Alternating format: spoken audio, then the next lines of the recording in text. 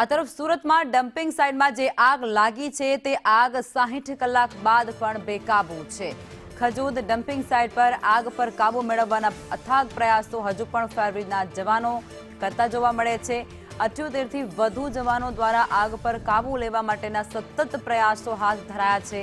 અત્યાર સુધીમાં 20 લાખ લીટરથી પણ વધુનો પાણીનો ઉપયોગ કરી લેવામાં આવ્યો છે। આગ કાબૂમાં કરવા માટે 150 ટન માટી પણ નાખવામાં આવી છે। બીજી બાજુ દુર્ગંધ અને ધુમાડાથી સ્થાનિક લોકો પણ ખૂબ જ પરેશાન જોવા મળી રહ્યા છે। તો સુરતની ડમ્પિંગ સાઇટ ખજૂદ વિસ્તારમાં આવેલી છે અને ત્યાં 60 કલાક બાદ પણ લાગેલી આગ એ બેકાબુ છે। આગ પર હજુ પણ કાબુ મેળવવામાં નથી આવ્યું। ફાયર વિભાગના 78 થી પણ વધારે જવાનો ત્યાં ઉપસ્થિત છે અને સતત તેમના દ્વારા પાણીનો મારો પણ ચલાવવામાં આવી રહ્યો છે અને તે છતાં પણ આગ હજુ પણ કાબૂમાં નથી આવી।